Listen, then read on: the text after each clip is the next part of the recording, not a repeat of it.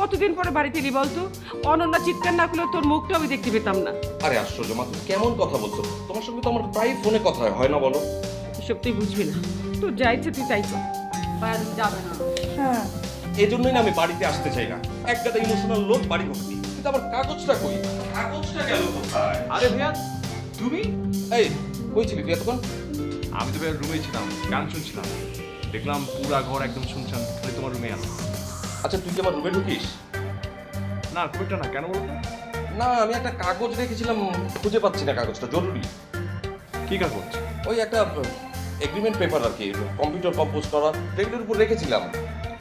ও আগে বলবে তো, আমি তো যত্ন করে আলমারিতে তুলে ওরে বাবা, আলমারিতে তুলে রেখে কি হলো? না কার না কার ওটা অনেক দামি সেই জন্য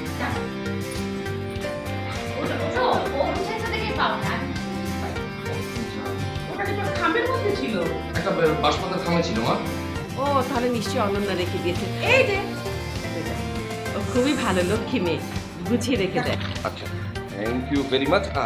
আমি তাহলে এখন যাচ্ছি। কেমন মা, আসি? মা তো কাঁদছে ভাইয়া, হ্যাঁ। মাকে যাওয়ার আগে একটু হাত করে দিয়ে যাও। আচ্ছা, সেটা না হয়ে যাচ্ছে। আচ্ছা মা, ওরে বাবা, এখনই চলে যাবি? বাবা খাবার রেডি আছে, আমরা কতদিন একসাথে খাই না, একটু খেয়ে যা বাবা, খেয়ে যা।